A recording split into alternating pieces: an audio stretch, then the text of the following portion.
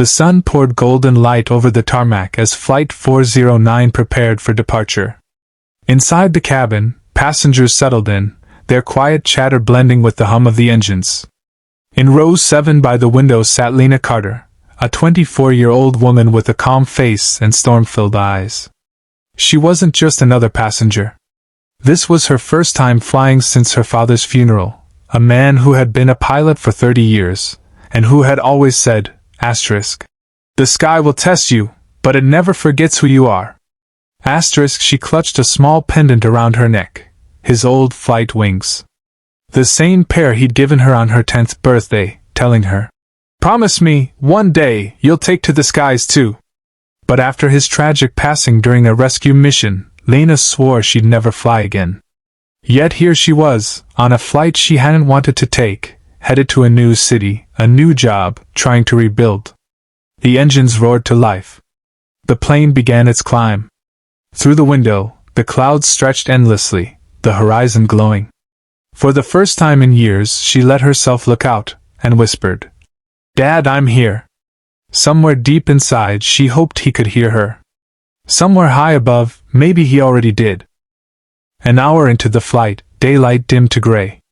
The fasten seatbelt sign blinked on, and passengers exchanged uneasy glances.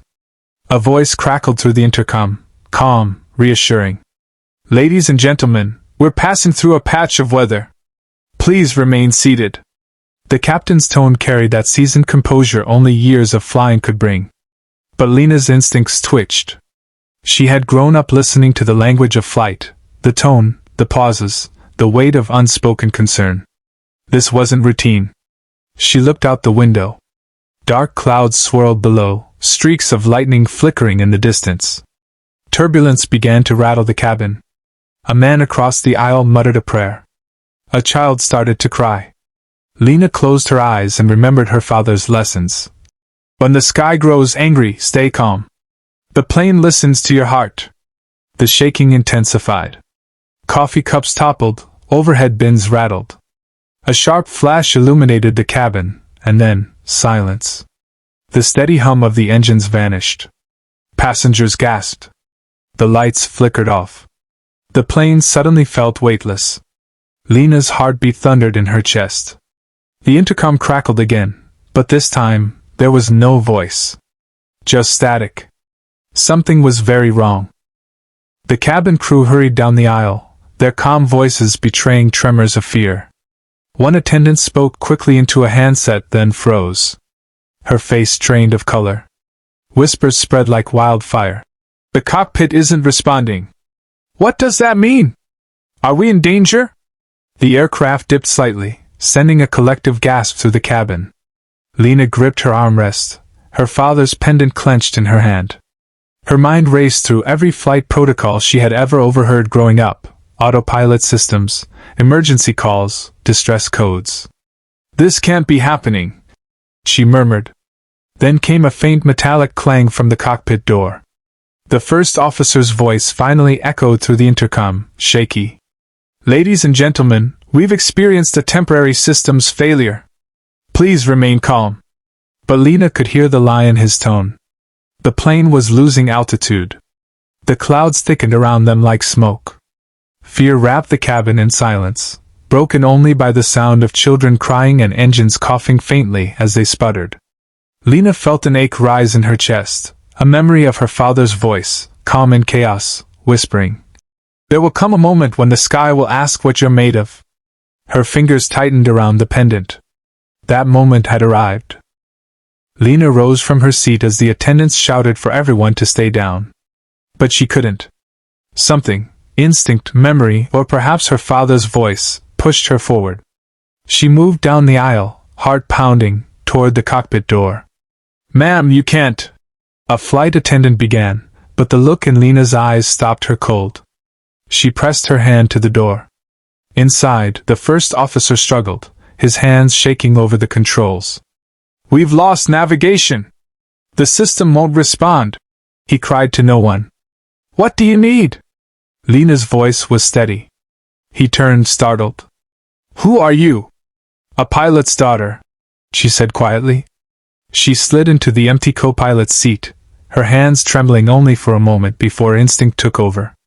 Switches, readings, indicators, the language of her childhood. She spoke softly, almost as if repeating from memory. Stabilize pitch, adjust trim, check manual thrust. The first officer obeyed, stunned. How do you know this? He whispered.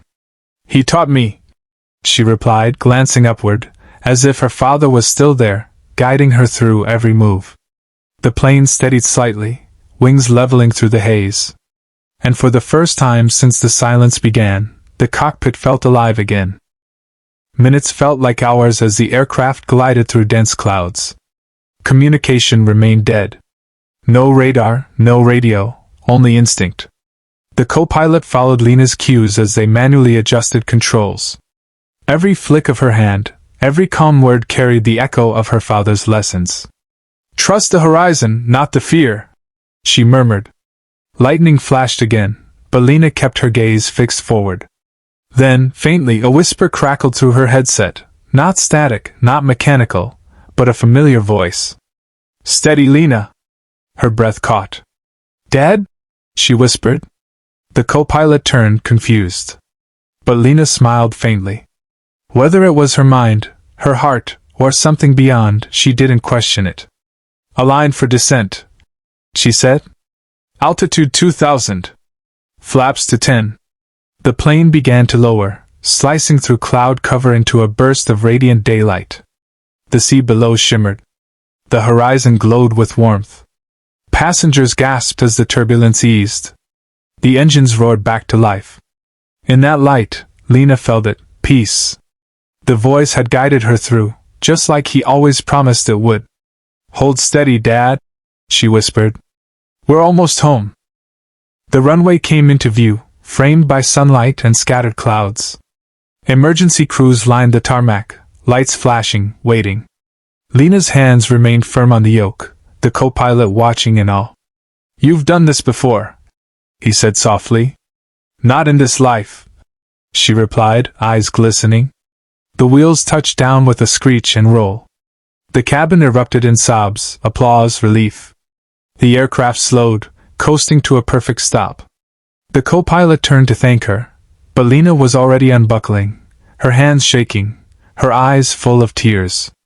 She stepped out of the cockpit, met by stunned flight attendants and tearful passengers. Who are you? One whispered. Lena smiled faintly. Just someone keeping a promise. Outside, she looked up at the bright sky. The wind brushed her hair as if in reply. You kept me safe, she murmured. Somewhere deep in that endless blue, her father's presence lingered, not as a ghost, but as faith fulfilled. Lena took one final deep breath, clutching the pendant tightly. The sky had tested her promise, and she had answered.